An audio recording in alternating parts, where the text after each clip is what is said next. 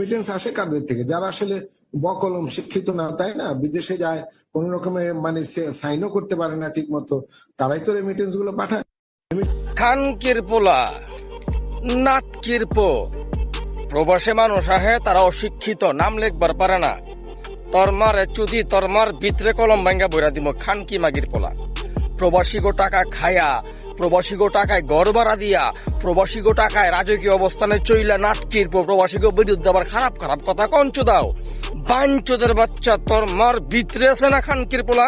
প্রবাসী গো যে মুতা আছে না, মুতা হান্দায় দিব নাটকির পো। খানকির পোলা, জীবনে প্রবাসী আইছিলি খানকির পোলা? একটা প্রবাসীকে লিগা হ্যাঁ তখন মতো চোর থাকে দেখে বাংলাদেশে আজকে প্রবাসীরা প্রবাসে থাকে। তখন মতো বাঞ্চোদ মার্খা, বাস্টার্ড মার্খা, মাদার ফাকার আছে দেখে আজকে প্রবাসীরা বিদেশে এসে কামলা দিতেছে তকর কারণে। খানকির পোলা লেখাপড়া কইরা কি পাল্টা ছিটছে মাদার চোদ। আজকে মিছিল চলতেছে, আজকে ধর্মঘট চলতেছে। খানকি মাগির পোলা, বুসকি মাগির পোলা, চৌরাস্তার মোড়ে টাঙ্গায়া তোর মারে অবাইরামু, খানকির পোলা তোর অবাইরামু। আর তোর বাপের জিগামু যে মাল কোন জায়গায় ফালাইছে, কোন টাইমে ফালাইছে।